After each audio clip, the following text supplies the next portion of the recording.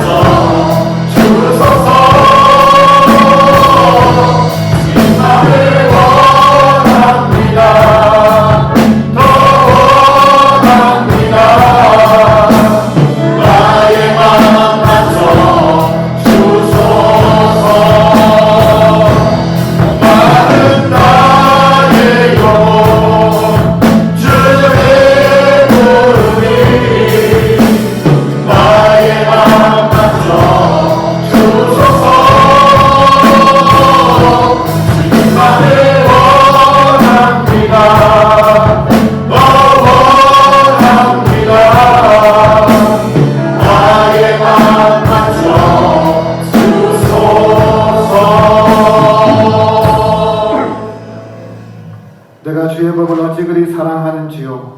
내가 그것을 종일 작은 소리로 읊조리나이다.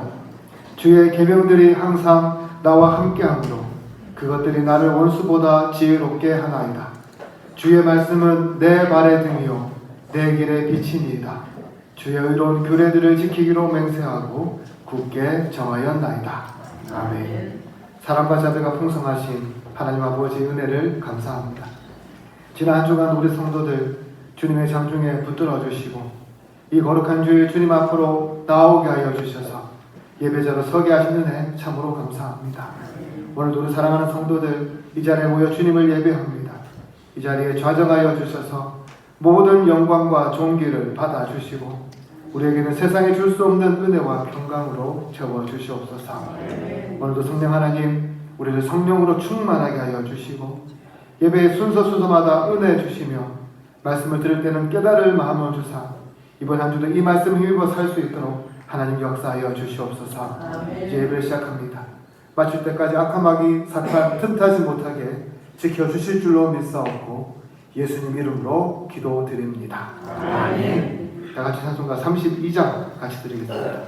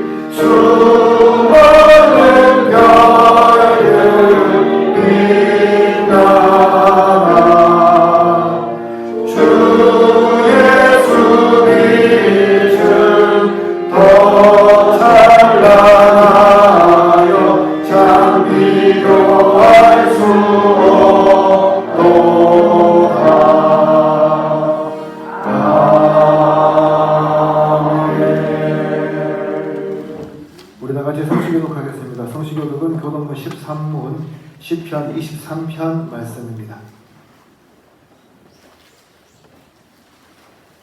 교동문 13문 시편 23편을 같이 교독하겠습니다.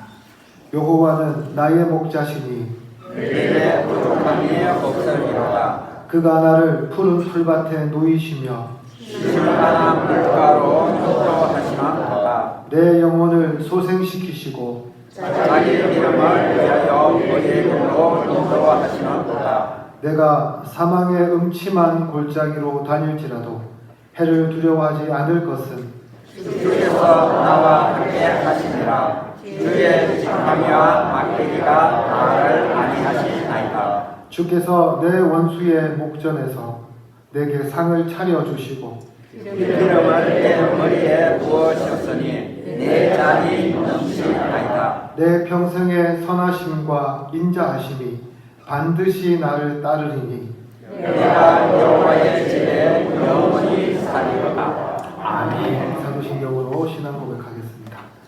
나는 전능하신 아버지의 하나님 천지의 창조주를 믿습니다. 나는 그의 유일하신 아들 우리 주 예수 그리스도를 믿습니다. 그는 성령으로 잉태되어 동정녀 마리아에게서 나시고 본디오 빌라도에게 고난을 받아 십자가에 못 박혀 죽으시고 장사된 지 사흘 만에 죽은 자 가운데서 다시 살아나셨으며 하늘에 오르시어 전능하신 아버지 하나님 우편에 앉아 계시다가 거기로부터 살아있는 자와 죽은 자를 심판하러 오십니다. 나는 성령을 믿으며 거룩한 공교회와 성도의 교제와 죄를 용서받는 것과 몸의 부활과 영생을 믿습니다. 아멘. 이 자리에 앉아주시기 바랍니다. 찬송가 315장 같이 드리겠습니다. Yeah.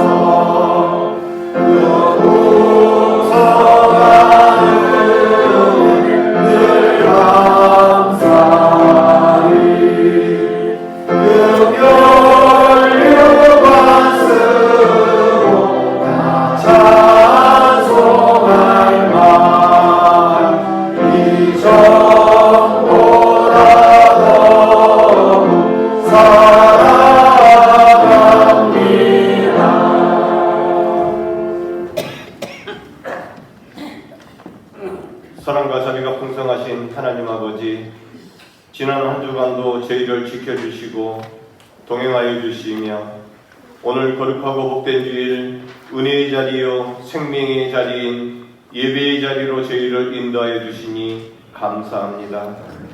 주님 전에 나와 경배드릴 수 있음이 결코 당연한 일이 아니요 값없이 베풀어 주신 크신 은혜임을 고백합니다.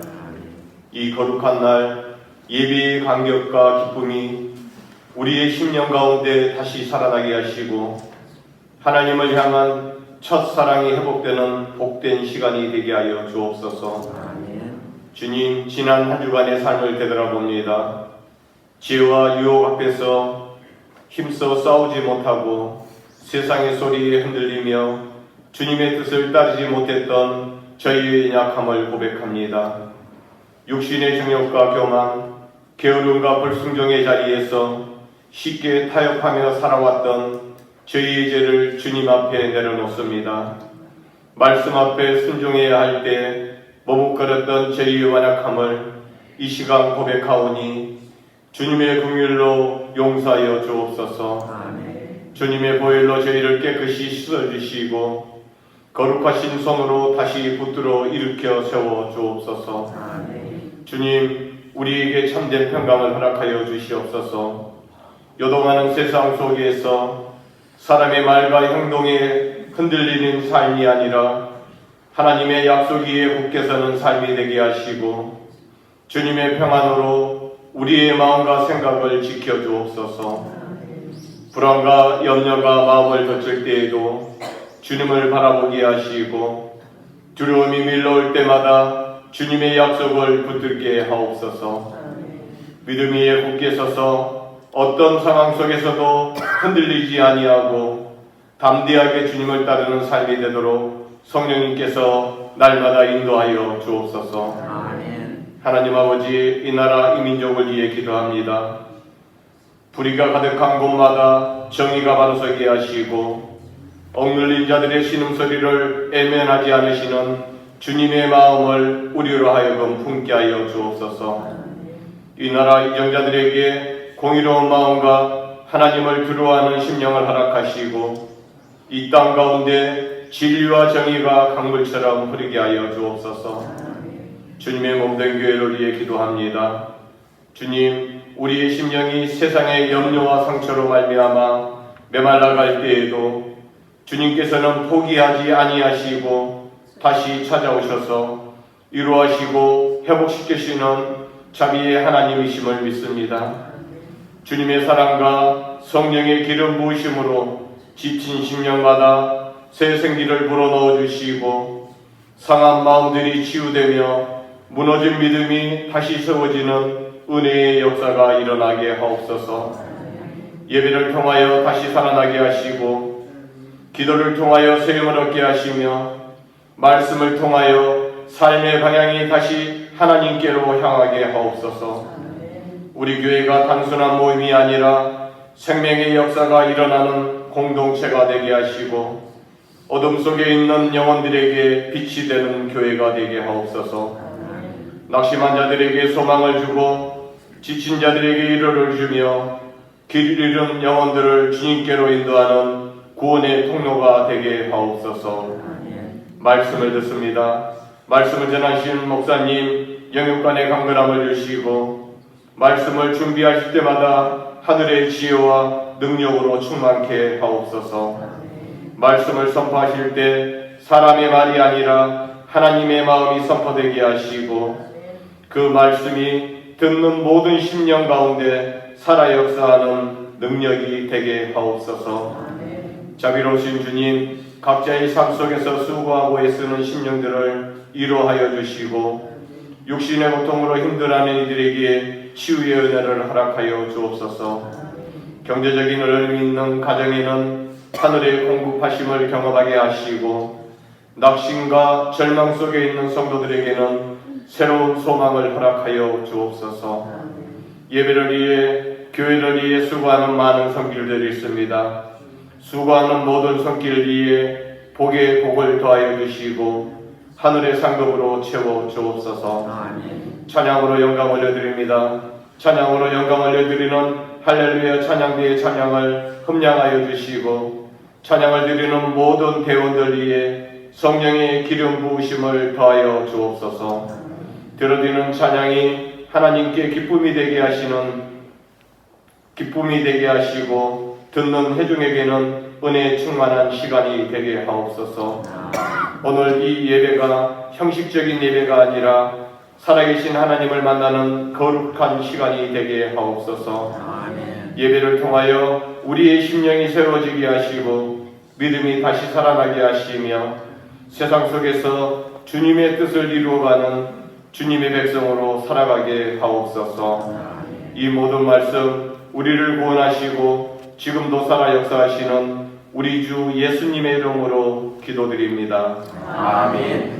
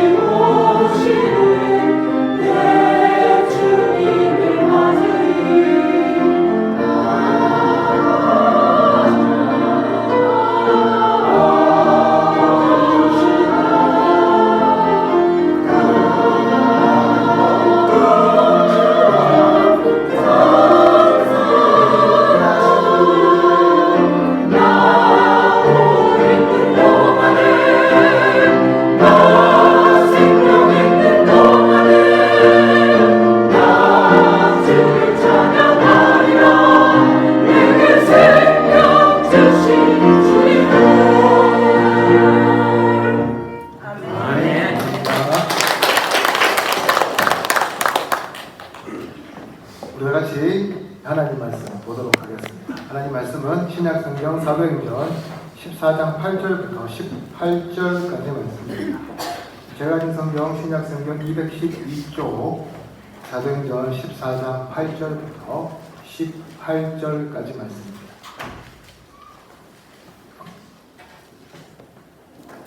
신약성경 211쪽 사도행전 14장 8절부터 18절까지 말씀 우리 한 절씩 교독하도록 하겠습니다. 루스드라에 발을 쓰지 못하는 한 사람이 있는데 남에서 걷지 못하게 되어 걸어본 적이 없는 자라. 바울이 말하는 것을 듣고는 바울이 주목하여 원망할 만한 믿음이 그에게 있는 것을 보고 큰 소리로 이르되 내 발로 바로 일어서라 하니 그 사람이 일어나 걷는지라. 우리가 바울의 한 일을 보고 누가 보니라 마음으로 소리질러 이르되 신들이 사람의 형상으로 우리 가운데 내려오셨다 하여 바나바는 제우스라 하고 바울은 그 중에 말하는 자이므로 헤르메스라 하더라. 주의 되어서 신당의 제사장의 소와 마음들을 가지고 대문 앞에 와서 우리와 함께 제사하고자 하니 두 사도 바나바와 바울이 듣고 옷을 찢고 무리 가운데로 뛰어 들어가서 소리질러 이르되 여러분이여 어찌하여 이러한 일을 하느냐 우리도 여러분과 같은 성령을 가진 사람이라 여러분에게 복음을 전하는 것은 이런 헛된 일을 버리고 천지와 바다와 그 가운데 만물을 지으시고 살아계신 하나님께로 돌아오게 하니라. 하나님이 지나간 세대에는 모든 민족으로 자기들의 길들을 가게 방임하셨으나 그러나 자기를 정언하지 아니하신 것이 아니니 곧 여러분에게 하늘로부터 비를 내리시며 결실비를 주시는 선한 일을 하사 음식과 기쁨으로 여러분의 마음에 만족하게 하셨느니라 하고 같이 읽겠습니다. 이렇게 말하여 겨우 우리를 알려 자기들에게 제사를 못하게 하니라. 아멘. 그 정글북이라고요 유명한 소설책이 있어요. 근데 그 책을 쓴 작가가 누구냐면 러디어드 키플링이라는 작가고요. 이 사람은 노벨상까지 받았습니다. 근데 이 작가가 쓴 또 다른 소설이 있겠죠. 그 소설 중에 왕이 되려던 사나이라는 책이 있습니다. 거기에 보면 두 사람이 등장해요. 누가 등장하냐면 그 인도에서 하급 군인 생활을 하던 다니엘이라는 사람과 피치라는 사람이 등장합니다. 이 두 영국인요, 어느 날 인도에서 하급 생활을 하다 보니까 어떤 생각이 들었냐면 이렇게 살기 싫은 거예요. 그래서 아프가니스탄, 바로 옆에 있는 그 아프가니스탄의 또 속에서 오지인 이 키르기스탄이라는 곳을 떠나게 됩니다. 그들의 처음 계획은 수십 자루의 총을 밀수해가지고요, 그들과 전쟁을 해서 이겨서 왕이 되는 거였어요. 그래서 그들과 전투를 벌입니다. 그러다 어떤 일이 벌어졌냐면 이 원주민들이 쏜 화살에 이 다니엘이 맞게 됩니다. 맞으면 죽어야 되는 거예요. 이 사람이 죽지 않고 갑자기 화살을 쏘고 오는 거예요. 알고 보니까 화살에 맞을 것을 대비해서 온몸을 이렇게 탄띠로 둘렸거든요. 가죽 탄띠로. 그러니까 살아난 거죠. 그 모습을 보는 원주인들이요, 활을 쏘는 것을 딱 그만둡니다. 그리고 깜짝 놀라요. 왜냐하면 이 사람들 보기에 화살에 맞지 않고 피도 흘리지 않고 화살에 뽑는 걸 보고요, 아, 저 사람은 불사신이다, 전설 속의 알렉산더 대왕의 자손이다라며 그렇게 믿게 되는 거죠. 그날 이 두 사람의 인생은 완전히 바뀌게 됩니다. 다니엘은 이 신의 대리인으로 추대되어서 금으로 만든 왕관을 쓰고 산더미 같은 보물 속에서 정말 신과 같은 대접을 받게 됩니다. 처음에는 어색했어요. 그러나 수만 명의 사람들이 자기 발 아래 엎드려서 절하는 것을 보며 그는 정말 자신이 특별한 존재, 즉 신이 된 것 같은 착각에 빠지고 맙니다. 만약 여러분이요, 다니엘이라면, 피치라면, 이 두 영국인이라면 여러분 같으면 어떻게 하시겠습니까? 신으로 추앙받으니 그대로 즐기겠습니까? 아니면 그것을 극구 부인하겠습니까? 제가 주일학교 학생들한테 물어봤거든요. 전부 다 뭐라 말하냐면 입 다물고 가만히 있을 거예요. 굳이 내가 높임 받는데 왜 말하냐는 거죠. 그렇습니다. 이것이요, 우리 인간이 가진 무서운 습성입니다. 누군가가 나를 높여주고 대단한 사람인 것처럼 박수를 쳐주면 처음에는 겸손하게 행하다가 어느새 그 영광의 맛에 중독이 되어버리는 거죠. 그래서 그래, 이 사람들이 나를 신으로 떠받드는데 내가 굳이 사람이라고 말할 필요가 있는가라고 생각하면서 그 교만의 왕좌에서요 내려오지 못합니다. 그렇다면 이 거짓으로 신이 된 이 사나이들의 결말은 어떻게 되었을까요? 그 결말은 설교 마지막에 제가 말씀드리기로 하고요. 일단 오늘 본문으로 들어가 보겠습니다. 오늘 우리가 읽은 본문 말씀도 앞선 키플링의 소설과 비슷하죠. 먼저 8절을 보시면 어떻게 말씀합니까? 루스드라에 발을 쓰지 못하는 한 사람이 앉아 있는데 나면서 걷지 못하게 되어 걸어본 적이 없는 자라. 여러분, 이 말씀 들으니까요 누군가 생각나지 않습니까? 옛날에 제가 어릴 때 자주 부른 주일학교 노래 중에 이런 노래가 있어요. 베드로와 요한이 기도하러 올라갈 때 성전 미문에 앉은 안중뱅이 구걸을 하였네. 그는 걸었네 뛰었네 찬양했네. 그는 걸었네 뛰었네 찬양했네. 곧 나사렛 예수 이름으로 일어나 걸으라. 아무도 아시는 분 없는 것 같아요. 아시죠? 예. 사도행전에 나와 있는 베드로와 요한이 성전 미문에 앉은 그 안진뱅이를 일으킨 그 사건이 떠오르게 되죠. 성전 미문에 앉아있던 이 사람은요, 성전 앞에서 구걸하고 있었기 때문에 사람들이 그 사람이 이 장애인인 걸 알았고요. 또 아주 어릴 때부터 그 일을 했기 때문에 아주 어릴 때부터, 나이 때부터 걷지 못한다는 사실을 다 알고 있었습니다. 오늘 본문에 이 장애인도 마찬가지예요. 주변 사람들이 이 사람이 날 때부터 걷지 못했다는 사실을 다 알고 있습니다. 여러분, 오늘날처럼 의술이 발달한 시대에도요, 죄송하지만 잘 못 걷는 사람, 일어서지 못하는 사람은 잘 못 일어서요. 완쾌되지 못합니다. 거의 영구적인 질병처럼 남아있죠. 그런데 오늘 본문은 이렇게 평생 한 번도 걸어본 적이 없고 모두가 평생 동안 죽을 때까지 걷지 못할 거라고 단언했던 바로 그 사람이 걷게 되었다고 말씀합니다. 아니, 오늘날도 고칠 수 없는 그 병을요 무려 2000년 전에 고침을 받았다고 말씀하고 있습니다. 그렇다면 이 사람은 어떻게 치유받을 수 있었습니까? 그 이유는 9절에서 말씀하는 것처럼 이 사람이 바울이 하는 말을 들었기 때문이에요. 그렇습니다. 그는 바울이 선포하는 복음을 들었습니다. 그것도 대충 듣는 것이 아니라요, 바울이 주목할 정도로 잘 듣고 있었습니다. 만약 여러분요 사람들 앞에서 이야기를 하는 거예요. 그런데 아무도 잘 듣지 않는데 한 사람이 주목해서 여러분의 말을 잘 듣는다고 한번 생각해 보세요. 여러분이 고개를 돌리면 거기에 고개를 돌리고 눈을 맞추면 눈을 맞추면서 계속 잘 듣는다고 생각해 보세요. 여러분, 그 사람에게 굉장히 관심이 가고 마음이 끌리지 않을까요? 바로 이 장애인이요, 오늘 본문에서 바울의 눈에는 그런 사람이었다는 거죠. 그런데 이게 전부가 아니었습니다. 바울은 그 사람 마음속에 병을 고칠 만한 믿음이 있음도 보았습니다. 무슨 말입니까? 복음을 듣고 그가 예수 그리스도를 구주로 영접했다는 거죠. 그러자 바울은 그 사람을 향하여 네 발로 똑바로 일어나라고 큰 소리로 말했습니다. 그와 동시에 지금까지 한 번도 걸어본 일이 없었던 이 장애인은 바로 그 자리에서 벌떡 일어나 걷는 그런 기적을 경험하게 되었던 거죠. 사실 이 자리에 여러분 병자가요, 이 사람 한 명만 있었을까요? 아마도 여기 있는 많은 사람들은 겉으로 보여지는 질병이나 속으로 가진 질병들을 가지고 있는 사람들이었을 겁니다. 그런데 그 많은 병자들 중에 오직 이 병자 하나만요 고침을 받았습니다. 그 이유는 뭐라고요? 이 사람 안에는 뭐요? 믿음 때문이었다는 거예요.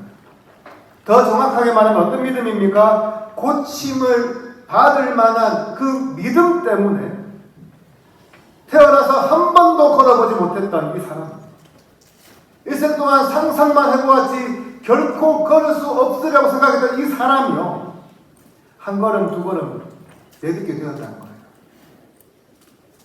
사랑하는 성도 여러분, 오늘날도 수많은 사람들이 이런 표적들을 요구합니다. 어떤 사람들은 나에게 기적을 행하거나, 아니 나에게 기적만 보여줘도 하나님 믿겠다는 사람들이 있습니다. 때로는 우리 스스로도요, 정말 깜깜한 절망 가운데, 앞이 보이지 않는 그런 시련 가운데, 두려움 가운데 하나님 나에게 기적을 베풀어 주십시오라고 간구하며 그런 기적을 위해 기도할 때가 있습니다. 그런데 여러분, 이런 기적들이 쉽게 잘 나타납니까? 잘 안 나타납니다. 왜 안 나타날까요? 가장 큰 이유는 바로 우리 안에요, 고칠 만한 믿음이 없기 때문이에요. 우리 인간이 가진 고질병이 하나 있습니다. 뭘까요? 그것은 바로 의심이에요.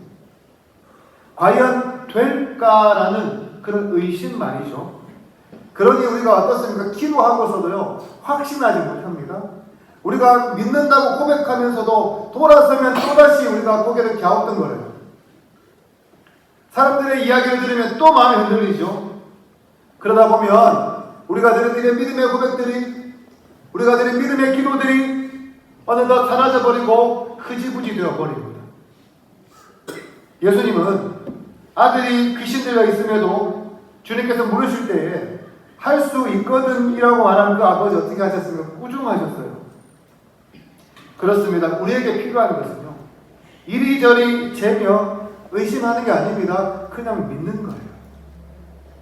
사랑하는 성도 여러분, 다시 한번 말씀드리지만 바울이 설교하는 이 자리에서 고침을 받은 사람은 바로 고침받을 믿음을 가지고 있었던 단 이 한 사람뿐이었습니다.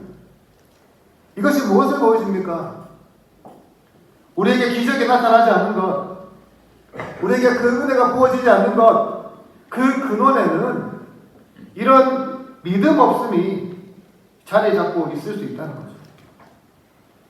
오늘날 시대가 참 어렵습니다. 겉으로 보기에는 잘 산다고 하고요, 의술이 발달되었다고 하고요, 사회도 좋아졌다고 하지만 여전히 우리를 곤고하게 만드는 일들이 참 많습니다. 그럴 때마다 우리는 예배의 자리로, 기도의 자리로 향하지요. 그러나 기도하는 것보다, 예배를 많이 드리는 것보다 더 중요하고 더 필요한 게 있어요. 뭡니까? 그것은 바로 날 때부터 걷지 못한 이 병자와 같은 고침을 받을 만한 믿음이에요. 문제를 해결받을 만한 그 믿음이 우리에게도 필요하다는 거예요. 그렇습니다. 하나님은 다른 사람이 아닌 믿음 있는 자를 고쳐주십니다. 다른 사람이 아닌 믿음 있는 자에게 기적을 베풀어 주십니다. 사랑하는 성도 여러분, 오늘 저와 여러분들은 무엇을 간구하며 이 자리에 앉아 있습니까? 혹시나 루스드라의 이 병자와 같은 육신의 병을 고침받기 위해 앉아 있습니까? 마음의 병을 만져주시기를 기대하며 이 자리에 앉아 계십니까? 풀리지 않는 세상의 문제를 해결받기 위해 이 자리에 앉아 계십니까? 그렇다면 오늘 이 시간 고침받을 믿음이 있게 해달라고, 문제를 해결받을 믿음이 있게 해달라고 여러분 기도하시기를 바랍니다. 이런 각오로 살겠다고 여러분 다짐해 보시기를 바랍니다. 우리를 사랑하시는 주님께서 우리를 고치시고 회복시켜 주시는 그런 은혜를 베풀어 주실 줄로 믿습니다. 이렇게 바울이 날 때부터 걷지 못하는 사람을 치유하니까 이 지역에서 소리 난리가 나요. 왜 난리가 납니까? 이 일을 목격한 사람들이 자기들의 방은 곧 누가 오냐말로 신들이 사람의 형상으로 우리 가운데 내려오셨다라고 외쳤기 때문입니다. 여러분, 그냥 손님이 아니에요. 여러분, 그냥 귀빈도 아닙니다. 하나님이 내려오신 거예요. 얼마나 난리가 났겠습니까? 그런데 보시면 단순히 신들이라고 외치지 않습니다. 구체적으로 뭐라 부릅니까? 바나바를 향해서는 제우스라고 부르고요, 바울을 향해서는 헤르메스라고 부릅니다. 제우스가 누구입니까? 그리스에 엄청나게 많은 그 신들 중에 제일 우두머리예요. 대장입니다. 헤르메스는 어떤 사람일까요? 말을 잘하는 신이에요. 연설의 신입니다. 그러니까 그리스 신들 중에 최고 우두머리의 신과 연설의 신이 인간의 몸을 입고 이 땅에 강림했다고 외치고 다녔다는 거죠. 사실 그리스 신화를 보면 많은 신들의 이름이 등장합니다. 근데 왜 콕 집어서요? 이 두 신의 이름을 바나바와 바울에게 붙였을까요? 그 이유는 과거에 이 지역에 제우스와 헤르메스가 인간의 형상을 입고 내려왔다는 그런 전설을 내려오고 있었기 때문이에요. 전설에 의하면 제우스와 헤르메스가 이 루가오니아 지역으로 내려왔는데 한 노부부를 제외하고는 아무도 그들을 환대하지 않았다고 합니다. 그러니까 이 두 신이 화가 났어요. 이 부부를 제외한 모든 시민들은 다 죽여버렸고요. 반대로 그들을 환대한 이 부부에게는 큰 상을 주었다는 거죠. 여러분이 만약에요, 이 전설에 내려오는 지역에 이 시민이라고 한번 생각해 보세요. 두 신의 강림에 긴장하지 않겠습니까? 이 두 신이 강림했으니 지극정성을 다하지 않겠습니까? 근데 이어서요, 가장 긴장해야 할 사람이 또 등장하죠. 누구입니까? 제우스 신당의 제사장이었어요.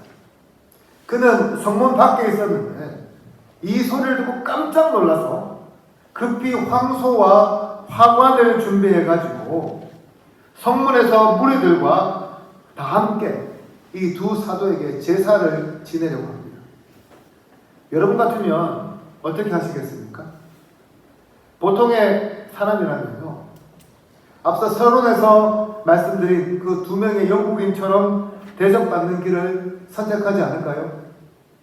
일단 신으로 총 받고 대접받은 것 다 받은 후에 거기서 떠나면 된다고 생각하며 그 자리를 일단 즐기는 것이 더 합리적이고 더 좋아 보이지 않습니까? 그런데 바울과 바나바는 달랐습니다.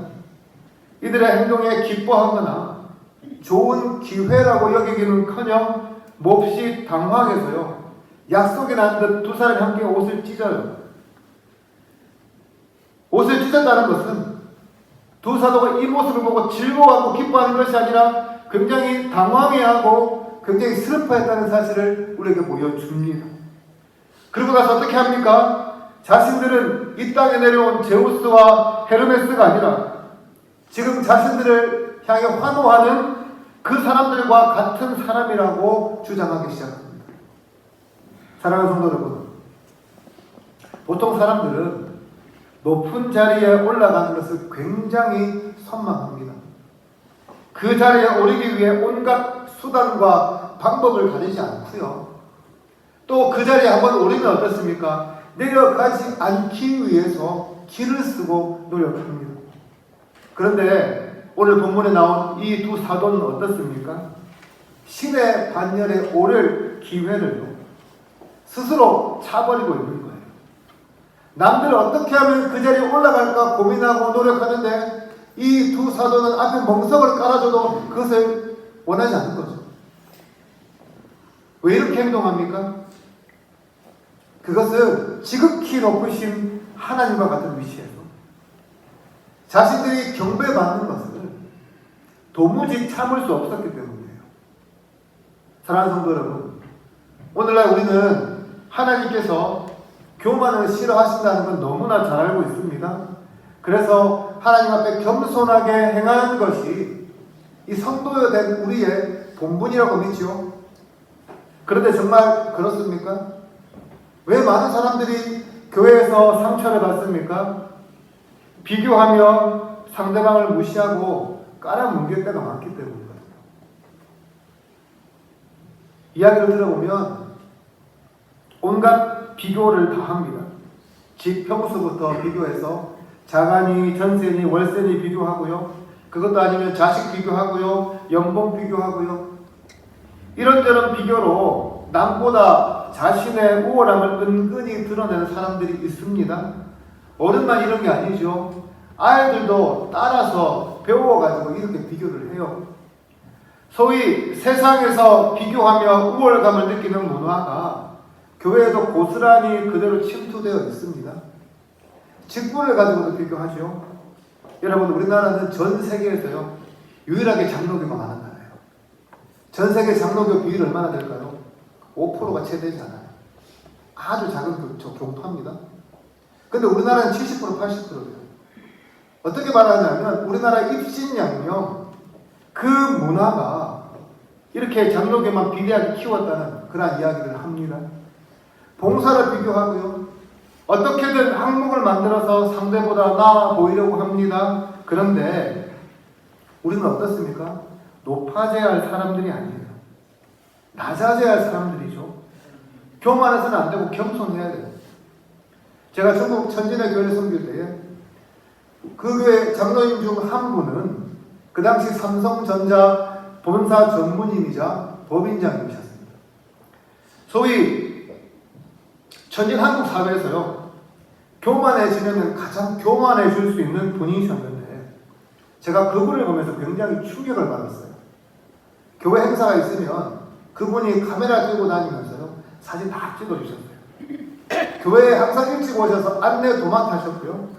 눈앞에 보이지 않는 청소라든지 여러 가지 일들을 앞서 행하시는 모습을 보았기 때문에 그래요. 그러니 어떤 일이 벌어졌을까요? 모든 성도들이 그분을 존경했습니다. 그 누구도 흠집을 잡고 욕하는 걸 듣지 못했어요. 앞서서 겸손하게 행하시니까요. 오히려 사람들이 고개를 숙이며 더 높이는 모습을 보았습니다. 사랑하는 성도 여러분, 교회는 누가요? 높아져야 하는 곳이 아니에요.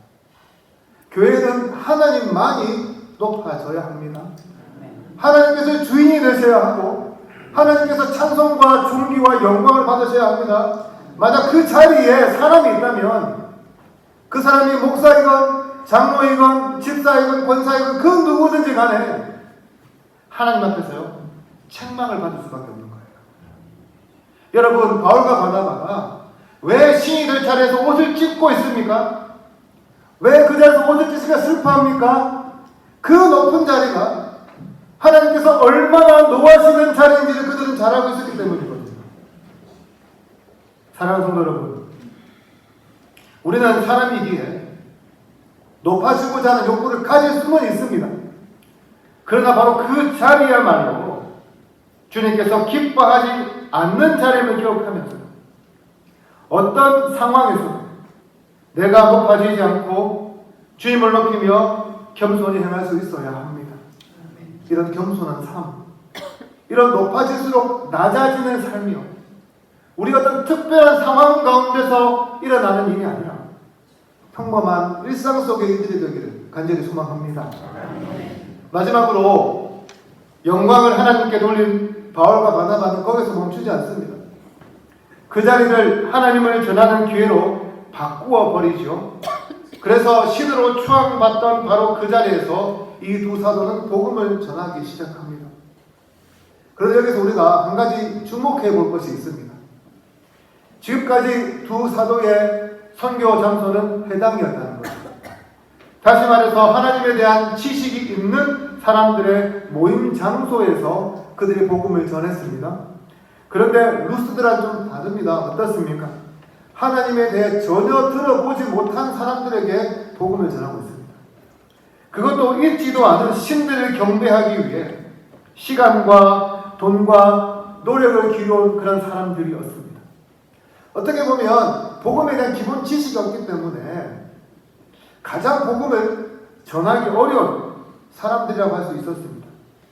그런데 바울은 바로 이 자리에서 이 사람들을 향해 헛된 우상을 버리고 살아계신 하나님께 돌아오라고 외칩니다. 어떻게 외칩니까? 첫 번째로는 하나님은 지금까지 이방 민족들이 하나님께 돌아오도록 우상을 섬기는 그들을 심판하지 않고 인내하며 기다려 주셨다고 합니다.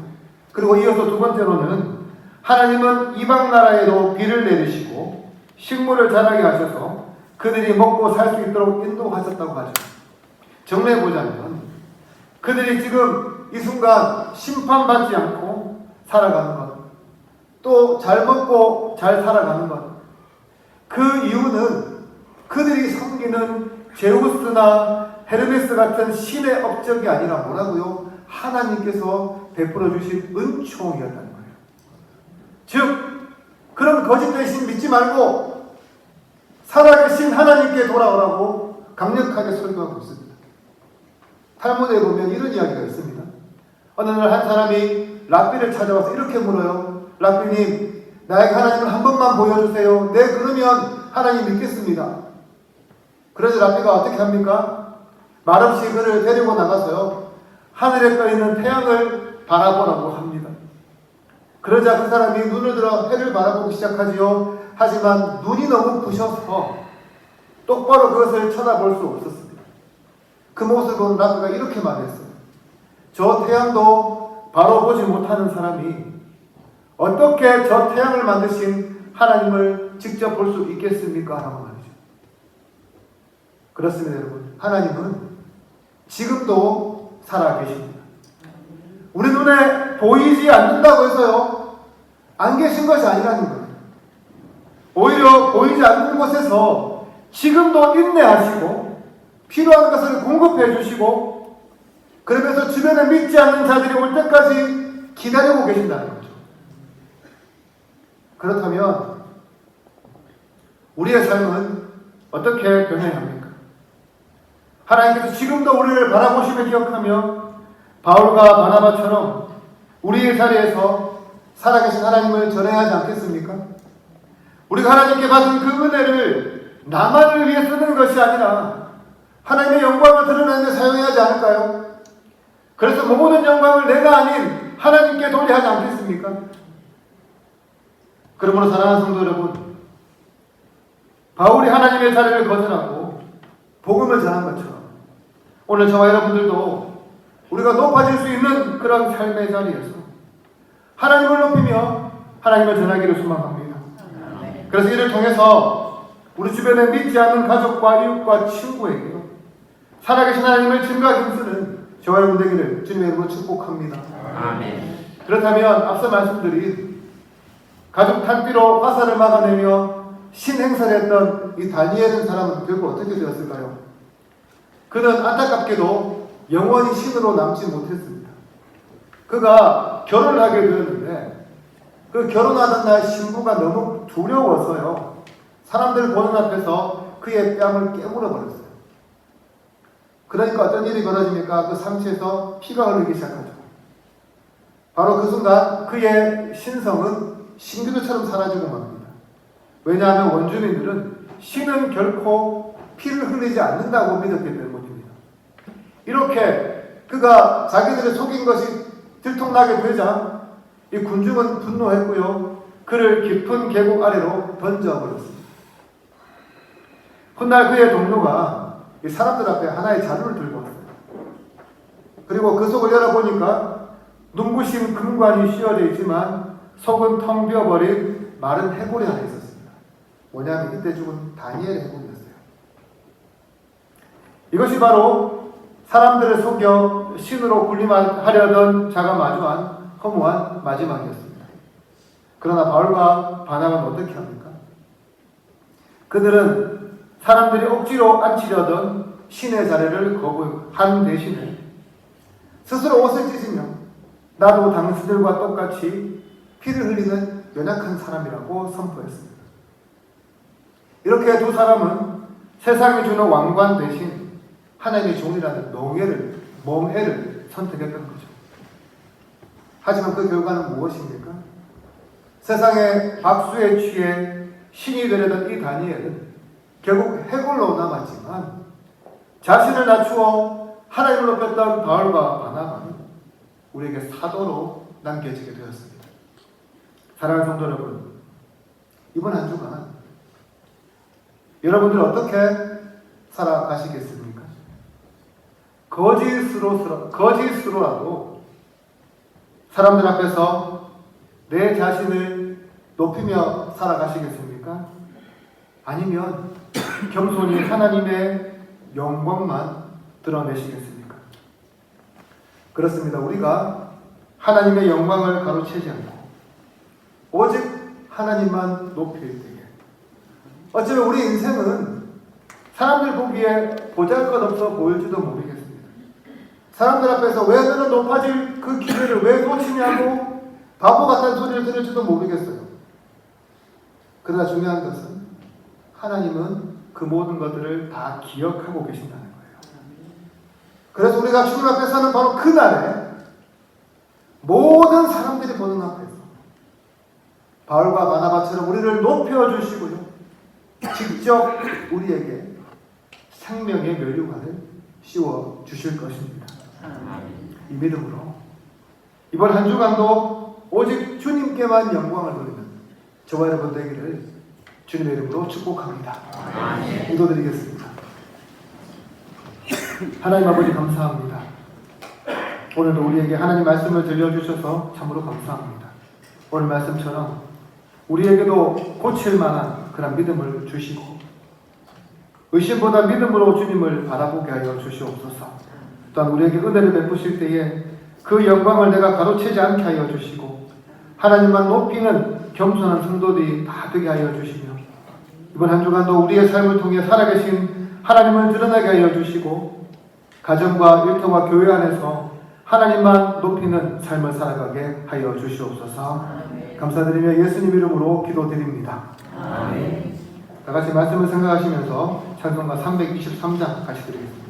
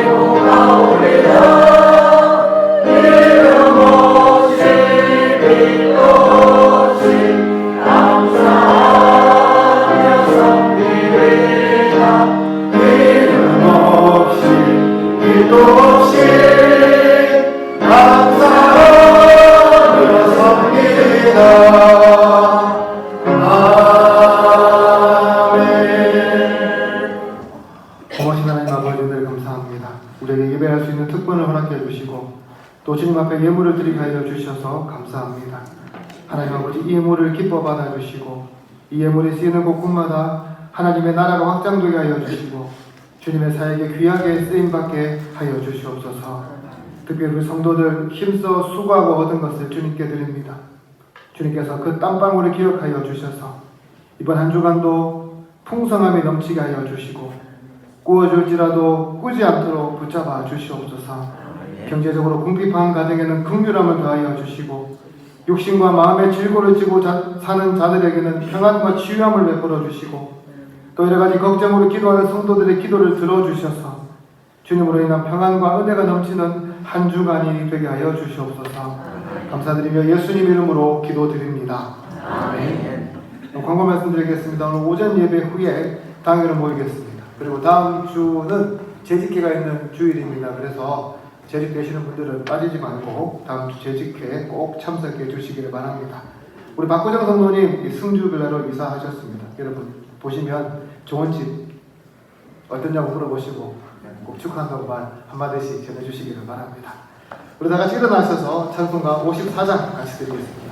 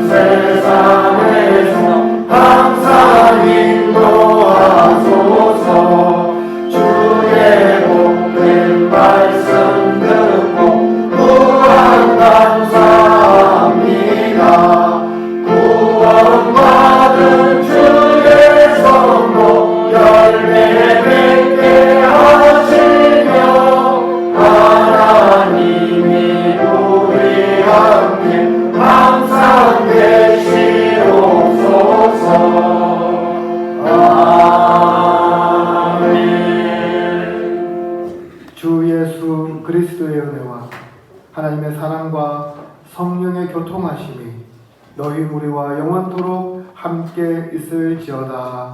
아멘.